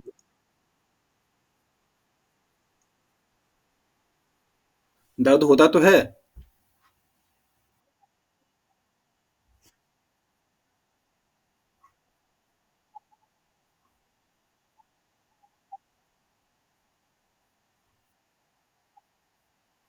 दर्द हो वही तो मैं बता रहा हूँ, जैसे कुछ-कुछ जैसे हाँ, नॉर्मली कंडीशन पे ये भी है, जैसे देखिए जो पेन की स्टिमुलाई थी, जैसे उस दवाइयों में ये भी तो रहता है ना, जैसे सपोज़ कीजिए कि आपको इन्फॉर्मेशन ब्लॉक किया गया, जैसे सूचना आपको नहीं मिली, तो धीरे-धीरे वो जो आपकी आपकी बॉडी भी तो काम कर रही होती है ना, अपनी चीज़ों को रिस्टोर करने के लिए। तो जो आपका वो दर्द का फैक्टर था, जैसे मान लीजिए मच्छर ने आपको काटा तो आपको कुछ देर तक क्या होता है, पेन होता है, इरिटेशन होती है। लेकिन वो पेन आपको लॉस हो जाता है, खत्म हो जाता है, क्योंकि आपकी बॉडी ने उसपे मैकेनिज़्म काम करना शुरू कर दिया। मैंने उस केस की बात की, कुछ-कुछ जो पेन होते हैं बहुत सीवियर होते हैं, जहाँ पे दवाई खाने के बाद तो आपको आराम मिलता है, लेकिन दवाइयों का असर खत्म होने के बाद फिर से आपको दर्द होना शुरू हो जाता है। अगर आपका पेन का देखिए वो डिपेंड करता है कि वो उसकी थ्रेशोल्ड वैल्यू क्या है, मतलब अगर आपका जो पेन है वो कितना सीवियर है। सारे पेन बहुत सीवियर नहीं होते हैं। कुछ पेन जैसे होते हैं, जैसे अगर किसी को मतलब कि अगर इनके माउथ में अगर प्रॉब्लम हो गई, अगर अगर दाँत में कोई प्रॉब्लम है तो उसका जो पेन होता है बहुत सीवियर होता है, बहुत ज़्यादा। मतलब आपको इतना दर्द होगा, क्योंकि उनकी जो नसें होती हैं ना, डायरेक्टली कनेक्टेड होती हैं आपके स्पाइनल कॉर्ड वाले उससे। अगर वहाँ पे आपको अगर पेन है ना, तो फिर दवाई खाने के बाद भी आपको दर्द करता है, दवाई का असर खत्म होगा फिर से दर्द करना शुरू कर देता है। तो वो डिपेंड करेगा कि आपको पेन जो है वो कौन-सी बॉडी के पार्ट में है और कितनी इंटेंसिटी, मतलब ज़्यादा है कि नहीं है। अगर हल्का-फुल्का रहेगा तो दवाई खाने के बाद आपको रिस्टोर हो जाता है, और अगर थोड़ा ज़्यादा सीवियर रहता है तो फिर आपको प्रॉब्लम फिर से होना शुरू हो जाता है। ये रहता है। चलिए, अभी हम लोग आगे मूव करेंगे एक्शन पोटेंशियल को लेकर के। आपको यहाँ पे ग्राफ दिखाया जाएगा, उस ग्राफ में आपको ये बताना रहेगा कि हाँ, कौन से आयन कहाँ के लिए क्या हैं, रिस्पॉन्सिबल हैं। तो होपफुली कि आपको इस चीज़ों को समझ में आ जाएगा। वैसे ये यहाँ पे लिख रखा हुआ है, बट आपको जब एग्ज़ाम में ग्राफ मिलेगा तो ऐसे यहाँ पे सिर्फ नंबरिंग किया रहेगा। सपोज़ मैंने नंबर कर दिया यहाँ पे 1, यहाँ पे आपको कर दिया मान लीजिए 2, यहाँ पे कर दिया 3, यहाँ पे कर दिया 4, और इसके बाद ग्राफ अगर आपको दे दिया जाए, कर दिया 5, इस तरीके से। तो ग्राफ 1, 2, 3, 4, 5 क्या रिप्रेजेंट करता है, किस कंडीशन पे आपका सोडियम आयन बंद रहेगा, किस कंडीशन पे खुला रहेगा, इस तरीके के सवाल आपसे पूछे जाते हैं। तो आप यहाँ पे देखे हैं, यही वाला सेम ग्राफ है, आपको यहाँ पे समझाया जा रहा है कि नॉर्मल कंडीशंस में आपका क्या होगा, ये रेस्टिंग रहेगा तो सोडियम आयन बंद रहेंगे। यहाँ वाली कंडीशन में सोडियम आयन क्या होगा, आपका ओपन हो जाएगा, मतलब हम यहाँ पे लिख सकते हैं इस वाली लाइन पे सोडियम आयन ओपन है। यहाँ से फिर से वाले पे क्या होगा, सोडियम आयन क्या होगा, आपका क्लोज हो जाएगा।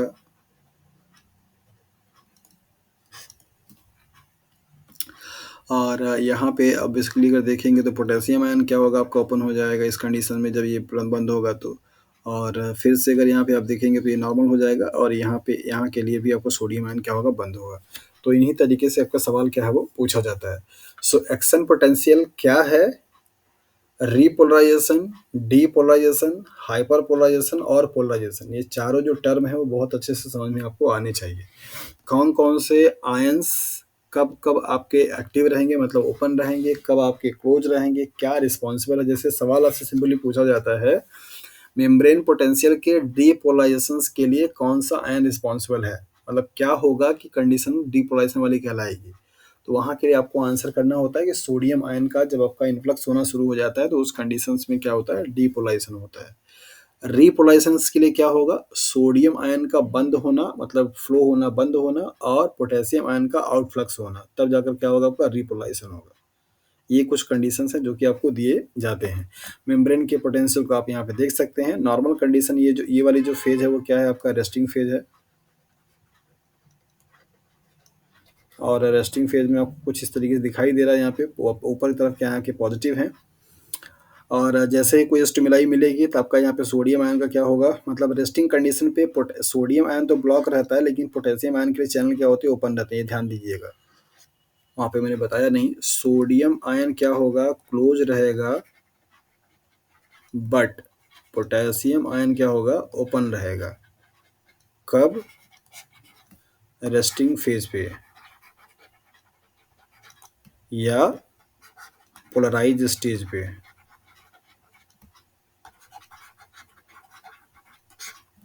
ओके, जैसे ही आपका कोई सेंसेशन मिलेगा और जो आपकी स्टिमुलाई होगी उसकी वजह से जनरेट होने के बाद आपका सोडियम आयन का चैनल भी क्या होगा, ओपन हो जाएगा, और सोडियम आयन क्या करेगा, आपका अंदर आना शुरू हो जाएगा। जब अंदर आएगा तो यहाँ का जो पोटेंशियल होगा वो आपका क्या होता है, चेंज हो जाता है। तो जो आपके पोटेंशियल्स अभी तक आपके यहाँ पे क्या थे, पॉजिटिव थे, अब क्या हो जाते हैं, आपके नेगेटिव हो जाते हैं। और अंदर वाला जो आपका नेगेटिव था वो क्या होता है, पॉजिटिव हो जाता है। फिर से जब आपका ये स्टॉप होगा तो फिर से अपने आप को मेम्ब्रेन क्या करेगी, रीस्टोर कर लेगी। ऐसे ही प्रोसेस आपका क्या होता है, चलता रहता है। तो यहाँ पे देखिए होता क्या है कि ये वाली जैसे अभी तक जो नॉर्मली थी, सबका सब क्या था, पॉजिटिव था, सबका सब क्या थे, नेगेटिव थे। तो कोई यहाँ पे आपका चार्जेस का डिफरेंस नहीं था, दैट इज़ व्हाई कोई इन्फॉर्मेशन जा नहीं रही थी। लेकिन सम पार्ट में आपको यहाँ पे दिखाई दे रहा है कि ये नेगेटिव हो गया, सम पार्ट में आपका क्या है, पॉजिटिव है। तो इन दोनों में क्या है, आपका डिफरेंसेस है। इस डिफरेंसेस की वजह से ये चीज़ क्या करती है, आगे की तरफ मूव करती है ऐसे। और यही आपका है, that is the action potential, जो कि इलेक्ट्रिकल कंडक्शन जिसे आप बोलते हैं, कि वो चार्ज के रूप में क्या करता है, मूव करता है आगे आगे की तरफ। तो ये आपका मेम्ब्रेन का जो कंडीशन है रेस्टिंग का और पोलराइज का, आपने यहाँ पे देख लिया। और कौन कौन से आयन उसके लिए रिस्पॉन्सिबल होंगे ये भी आप यहाँ पे देख पाए। तो होपफुली कि आपको मेम्ब्रेन का ये जो कॉन्सेप्ट था समझ में आ गया होगा। अब हम लोग CSIR के इस यूनिट के दूसरे वाले सेक्शन की तरफ क्या करेंगे, मूव करेंगे, जिसमें आपको पढ़ना है structural organisations and function of intracellular organelles, जिसमें जितने भी आपके ऑर्गेनेल्स हैं यूकेरियोटिक सेल्स के, उन सारे यूकेरियोटिक सेल्स के बारे में आपको कंपोनेंट के बारे में पढ़ना है, जिनकी लिस्टिंग कुछ इस तरीके से है। That is the cell wall है, न्यूक्लियस है, माइटोकॉन्ड्रिया है, गोल्गी बॉडी है, क्लोरोप्लास्ट है, एंडोसोम्स है, पेरोक्सीसोम है, प्लास्टिड है, वैक्यूल्स है, ये सारे आपको यहाँ पे दे रखे हैं। इन सभी को आपको वन बाय वन डिटेल में पढ़ना है। इनके पूरे फॉर्मेशंस को लेकर के, इनके जेनेटिक्स को लेकर के, कि कैसे इनकी सिंथेसिस हुई, कैसे ये बनते हैं, क्या इनका रोल होता है, क्या इनका स्ट्रक्चर्स हैं। खास करके केमिस्ट्री लेवल पे कि इनके कौन कौन से कंपोनेंट हैं, किस चीज़ से मिलकर के बना होता है, क्या इनका मेजर फंक्शन होता है। तो ये वाला जो एरिया है, मतलब ये वाला जो सेक्शन है, आपके यूनिट सेकंड का सेकंड आपका पार्ट है, यूनिट सेकंड का सेकंड पार्ट। और ये काफ़ी वेटेज रखता है। यहाँ से सबसे ज़्यादा जो सवाल आपके बनते हैं वो न्यूक्लियस से बनेगा, माइटोकॉन्ड्रिया से बनेगा, लाइसोसोम से बनेगा, गोल्गी बॉडी से बनेगा, क्लोरोप्लास्ट से बनेगा, और एंडोप्लाज्मिक रेटिकुलम से बनेगा, साइटोस्केलेटन से बनेगा। ये सबसे ज़्यादा इंपॉर्टेंट है, मतलब इनको तो छोड़ ही नहीं सकते हैं। सेल वॉल एक बार आप छोड़ देंगे तो कोई दिक्कत नहीं है, क्योंकि सेल वॉल हर बार सवाल आपसे नहीं बना सकता है, क्योंकि वहाँ पे चीज़ें उतनी वो कॉम्प्लिकेट नहीं है। लेकिन एक और भी है, पैरोक्सिसोम, ये बीटा ऑक्सीडेशन के लिए। ये 6-7 आपके पार्ट हैं जो कि इस पूरे यूनिट के लिए सबसे ज़्यादा अटेंशन करते हैं। पार्ट सी में, पार्ट बी में, दोनों तरीके के सेक्शंस में आपसे यहाँ से सवाल पूछे जाते हैं। क्वेश्चंस का जो लेवल होगा, जो तरीका होगा, वो कैसा होगा, आप लोगों ने अगर प्रीवियस ईयर का पेपर सॉल्व किया है तो आपको दिखता है गोल्गी बॉडी से और एंडोप्लाज्मिक रेटिकुलम से हमेशा प्रोटीन के रिगार्डिंग में ही सवाल आपसे पूछे जाते हैं। चाहे वो प्रोटीन मॉडिफिकेशंस की बात कर रहा हो, या प्रोटीन सॉर्टिंग की बात कर रहा हो, या प्रोटीन ट्रांसपोर्टेशंस की बात कर रहा हो, या प्रोटीन फोल्डिंग की बात कर रहा हो, या प्रोटीन सिंथेसिस की बात कर रहा हो। यही इतने टॉपिक हैं। अगर आप इन टॉपिक को सही से समझ लेते हैं तो आपका ये दोनों ऑर्गन्स का जो काम है बहुत अच्छे से समझ में आपको आ जाएगा। इंडोप्लाज्मिक रेटिकुलम से ज़्यादातर सवाल आपसे और गोल्गी बॉडी से यही सब चीज़ों को लिए जाके पूछे जाते हैं कि प्रोटीन का जो आपका मॉडिफिकेशन है, जैसे ग्लाइकोसाइलेशन है, राइट, एन एन लिंक्ड है, ओ लिंक्ड है, फॉस्फोराइलेशन है, कहाँ पे होगा, किस पार्ट में होगा। और सॉर्टिंग के लिए है कि मतलब कौन से सेल्स कहाँ पे जाएगी, मतलब कौन सा प्रोटीन कहाँ पे जाएगा, कैसे नहीं जाएगा। ट्रांसपोर्टेशंस के लिए है कि माइटोकॉन्ड्रिया में जाना है तो उसका कहाँ पे सेंस होनी चाहिए, क्लोरोप्लास्ट में जाना है तो कहाँ पे होना चाहिए, एंडोप्लाज्मिक रेटिकुलम में रहना है तो कहाँ पे रहना चाहिए, इस तरीके से। फोल्डिंग है कि अगर आपके जो न्यूली नेसेंट प्रोटीन बनी हुई है वो एंडोप्लाज्मिक रेटिकुलम में जा रही है तो कौन से लेवल की फोल्डिंग वहाँ पे होगी, गोल्गी बॉडी में कुछ होगा कि नहीं होगा, कौन सा होगा। और सिंथेसिस के लिए भी है, ये कौन से टाइप की प्रोटीन का सिंथेसिस कहाँ पे होगा, मतलब इंडोप्लाज्मिक रेटिकुलम वाले राइबोसोम पर होगा या फ्री टाइप के राइबोसोम पर होगा। तो इस तरीके के सवाल आपसे प्रोटीन से रिगार्डिंग पूछे जाते हैं, गोल्गी बॉडी और इंडोप्लाज्मिक रेटिकुलम के बारे में। कुछ इनके कॉमन नेम होते हैं जिनके बारे में आप लोगों को केवीएस के बैच में पढ़ाया था, तो बता दिया था कि क्या क्या इनके कॉमन नेम होते हैं। वैसे कॉमन नेम के बारे में आपको नहीं पूछा जाता। माइटोकॉन्ड्रिया को और क्लोरोप्लास्ट को, इन दोनों को थोड़ा सा डिफरेंट वे में भी पढ़ना है। इनका जेनेटिक्स भी पढ़ना है और मॉलिक्यूलर बायोलॉजी भी पढ़नी है। इनसे सवाल बनता है जेनेटिक्स से भी और मॉलिक्यूलर बायोलॉजी से भी। इनको आप सिर्फ़ और सिर्फ़ एज़ अ ऑर्गेनेल्स के बारे में नहीं पढ़ सकते हैं। वैसे काफ़ी सारी जानकारी आप लोगों को माइटोकॉन्ड्रिया, क्लोरोप्लास्ट के बारे में पहले ही दे दिया गया है। जब हम लोग टॉपिक डील कर रहे थे ऑक्सीडेटिव और फोटोफॉस्फोरेसेंस के बारे में। ओके, लेकिन यहाँ पे जब आपको पढ़ाएँगे और आपको जब यहाँ पढ़ना होगा तो इनका थोड़ा अलग पर्सपेक्टिव होगा, जैसे लाइक एज इनकी ओरिजिन कहाँ से हुई, इनके जीनोम का नेचर कैसा है, इनके जीनोम का जो कोडॉन है वो कैसा है, क्या यूनिवर्सल को फॉलो करता है कि नहीं करता है, इनका रेप्लिकेशन कैसा होता है, इनका ट्रांसक्रिप्शन कैसा होता है, इनके डीएनए का ट्रांसलेशन कैसा होगा, ये सारी चीज़ें आपको पढ़नी है, जो कि अपने आप में थोड़ा काफ़ी इंफॉर्मेटिव और काफ़ी ज़्यादा अलग रहता है। तो आपको सिर्फ यहाँ पे ऐसा नहीं है कि सिर्फ इनका स्ट्रक्चर बनाया, डायग्राम दिखाया, बताया और फंक्शन बता के निकल गए, ऐसा नहीं है। थोड़ा आपको डेप्थ में पढ़ना रहेगा, क्योंकि आपसे एग्ज़ाम में सवाल डेप्थ में ही आते हैं। ओके। लाइट मेरे तरफ अभी तक नहीं आई और मेरी बैटरी की जो कंडीशन है वो आ गई है 17% पे। सो आई डोंट नो कि ये लेक्चर आप लोगों का कब शट डाउन हो जाएगा। अगर शट डाउन हो जाए मतलब मेरी आवाज़ अगर उसे सुनाई ना दे, तो आप ये समझ जाना कि मेरा लैपटॉप जो है वो डिस्चार्ज हो चुका है। ओके।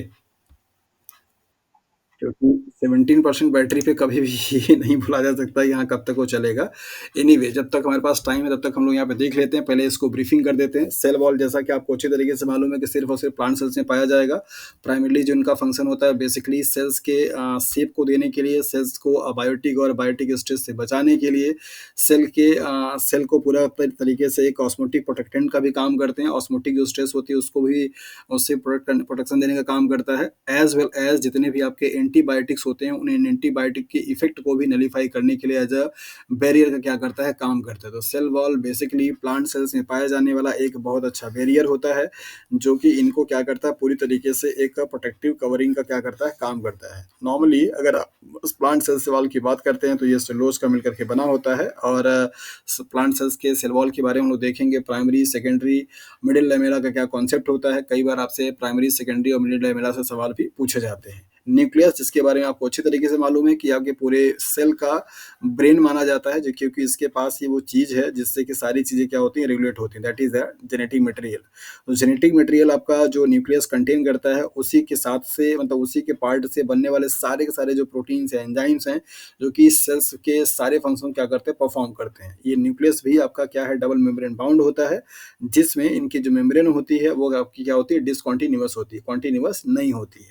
इनके अंदर के जो स्ट्रक्चर्स होते हैं उनके बारे में हम लोग बाद में डिटेल में पढ़ेंगे। पहले आप यहाँ पे ब्रीफ देख लीजिए। तो न्यूक्लियस का मेन जो प्राइम रोल होगा वो क्या होगा, कंटेन जेनेटिक मटेरियल, और जो कि इन्फॉर्मेशन को कंटेन करता है। और यहाँ से सारी चीज़ें क्या होती हैं, आपकी रेगुलेट होती हैं। साथ साथ ये आपके हार्मोन्स के एक्शन का भी क्या होते हैं, साइट होते हैं। बहुत सारे हार्मोन्स ऐसे होते हैं जो कि डायरेक्टली आपके मेम्ब्रेन से क्या करते हैं, ट्रांसपोर्ट करते हैं।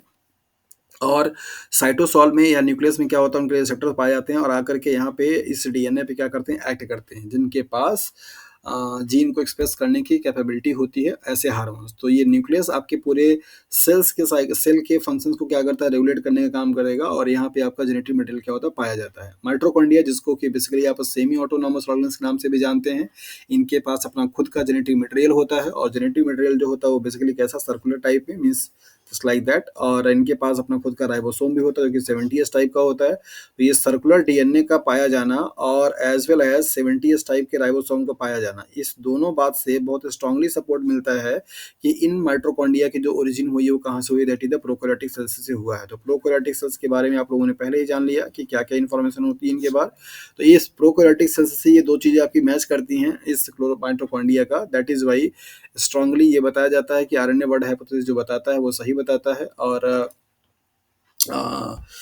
जो थ्योरी है वो यही बताती है कि हाँ, जब कभी भी आपका कोई एरोबिक बैक्टीरिया किसी एनारोबिक सेल्स में जाकर के इनकॉर्पोरेट हो गया था, तो उस टाइम पे माइटोकॉन्ड्रिया क्या हुई, सिंथेसिस हुई। तो माइटोकॉन्ड्रिया का मेजर जो रोल है वो आप लोग देख चुके हैं, टीसीए साइकिल करता है। मेजर अगर देखा जाए तो बेसिकली उन सारे साइकिल को ऑपरेट करता है, या इसके अंदर में वो सारे साइकिल ऑपरेट होते हैं जिनसे बेसिकली एनर्जी का क्या होता है, प्रोडक्शन होता है। लेकिन इसके अलावा और भी चीज़ों में काम करता है, जैसे कैंसर के ट्रीटमेंट में, मतलब कैंसरस जो सेल्स होती हैं उनके एक्टिव होने में एपोप्टोसिस जो प्रोसेस चलती है, इससे आप बोलते हैं।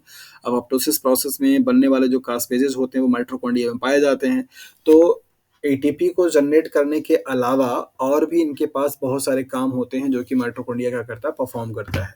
गोल्जी बॉडी, जिसको कि बेसिकली हम सेल्स का एक तरीके से अगर देखा जाए तो उसे हम पोस्टमैन बोलते हैं। क्योंकि यही वो ऑर्गेनेल्स है जो कि डिसाइड करता है ये कौन से प्रोटीन को कहाँ पे जानी है। ये प्रोटीन है तो अगर आपका मेम्ब्रेन पे जाना है तो कहाँ जाएगा, माइटोकॉन्ड्रिया में जाना है तो कहाँ जाएगा। ये इस तरीके से इनका काम जो होता है जस्ट लाइक अ पोस्टमैन होता है। पोस्टमैन का काम होता है कि जो भी लेटर्स आए हुए हैं उनको गिवन एड्रेस पे टारगेट करके पहुँचाने का। वैसे ही इस गोल्गी बॉडी में आने वाले जितने भी प्रोटीन होते हैं उन प्रोटीन का एक टारगेट होता है, एक डेस्टिनेशन होती है। उनके सीक्वेंसेस के बेसिस पे उनको क्या किया जाता है, सेंड किया जाता है, चाहे वो अंदर के कंपार्टमेंट में या आपके मेम्ब्रेन में या फिर मेम्ब्रेन से बाहर की तरफ भी किया जा सकता है। लाइसोसोम्स को बेसिकली आप सुसाइडल बैग बोलते हैं या ऑटोफैगी के नाम से भी जाना जाता है, क्योंकि इनका काम नॉर्मली होता है इनके पास जो वैक्यूम मतलब ये इनका कंटेनर होता है उनमें बहुत सारे हाइड्रोलाइटिक एंजाइम पाए जाते हैं जिनका कि पीएच बेसिकली एसिडिक होता है। और इनका काम होता है कि जो भी आपके माइक्रो मॉलिक्यूल्स होते हैं, डिब्रीजेज होते हैं, सबके सबके अंदर अंदर ले करके इनको डिग्रेड करके छोटे छोटे पार्ट में बनाने का काम करते हैं। ऐसा करते करते कभी कभी इनकी मेम्ब्रेन बस्ट हो जाती है और या पार्टिकल को और ज़्यादा इंगल्फ करने के चक्कर में ये क्या करते हैं, खुद से फट जाते हैं और इनका खुद का लॉस हो जाता है। दैट इज़ वाई आप इनको ऑटोफैगी के नाम से भी जानते हैं या सुसाइडल बैग के नाम से भी जाना जाता है। तो लाइसोसोम्स बेसिकली एक तरीके से आप कह सकते हैं क्लीनिंग का काम करता है आपके सेल्स में, आपकी बॉडी में।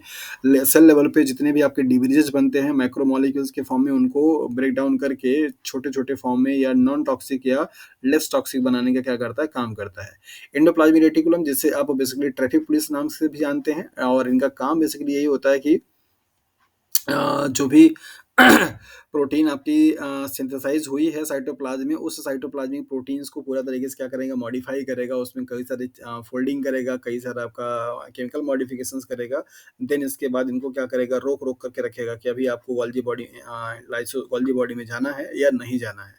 तो इंडोप्लाज्मिक रेटिकुलम को बेसिकली हम लोग क्या कहते हैं, ट्रैफिक पुलिस बोलते हैं। इनका दो कैटेगरी किया जाता है on the basis of ribosome की प्रेजेंस और एब्सेंस में। तो जैसा कि आप लोग जानते हैं कि एस ई आर जो होता है इसको आप स्मूथ एंडोप्लाज्मिक रेटिकुलम के नाम से जानते हैं, और एक आपका होता है आर ई आर, राइट। तो एस ई आर का मेन जो काम होता है वो कहाँ पे होता है, लिपिड बायोसिंथेसिस में, हमेशा आप याद रखिएगा। लिपिड के रिगार्डिंग में, चाहे कोलेस्ट्रॉल का सिंथेसिस हो चाहे लिपिड का सिंथेसिस हो, अगर ऐसी बात अगर आती है तो वहाँ के लिए जो ऑर्गेनल्स होगा वो क्या होगा, that is the S E R होगा, मीन्स स्मूथ एंडोप्लाज्मिक रेटिकुलम होगा। और प्रोटीन से रिगार्डिंग अगर कोई काम अगर आएगा तो क्या होगा, आर ई आर होगा। तो आर ई आर का मतलब हुआ राइबोसोमल एंडोप्लाज्मिक रेटिकुलम या रफ एंडोप्लाज्मिक रेटिकुलम। तो रफ एंडोप्लाज्मिक रेटिकुलम जो होता है वो प्रोटीन के रिगार्डिंग में काम करता है, मतलब प्रोटीन बनाता है। और आपका जो एस सी आर होगा वो क्या करेगा, लिपिड को बनाएगा। इस चीज़ को थोड़ा सा ध्यान रखिएगा। पेरोक्सीसोम्स जो कि जिसके बारे में अभी आप लोग पढ़ कर के आए हैं, आपको C3 C4 कैम और C2 साइकिल पढ़ाई की, तो जरा बता दीजिए कि ये पेरोक्सीसोम्स कौन से टाइप के प्रोसेस में इन्वॉल्व था। चार चीज मैंने बताया, C2 C3 C4 and cam. C2 को और क्या बोलते हैं, ग्लाइक फोटो रेस्पिरेशन, वेरी गुड। तो कौन कौन से ऑर्गेन्स में होगा फोटो रेस्पिरेशन।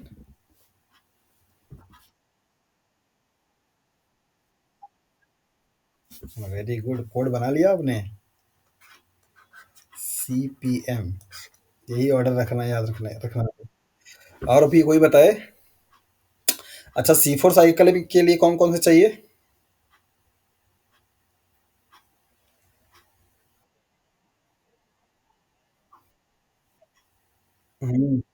मेजर फिल्स है बेसोफिल।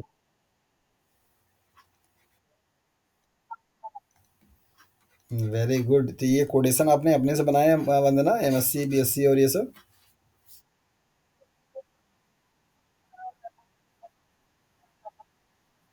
Very good.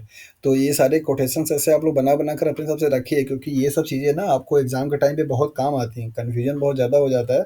तो ये चीज़ थोड़ा सा समझ में रहता है कि हाँ चलो हमने कोटेशन बनाया था। जैसे एंजाइम के टाइम पे मैंने आपको बताया था कोटेशन, अगर याद हो, काइंड VNDT का और ICNU का और काइंड का। हाँ, तो वो अगर अगर वो अगर आप याद रखेंगे तो एंजाइम इनहिबिटर से कभी आपका सवाल गलत हो ही नहीं सकता, ऐसे समझिए। और शायद ही ऐसा कोई आप लाइफ साइंस का एग्जाम देने जाएंगी जहां पर आपको एंजाइम इनहिबिटर से सवाल नहीं मिलेगा।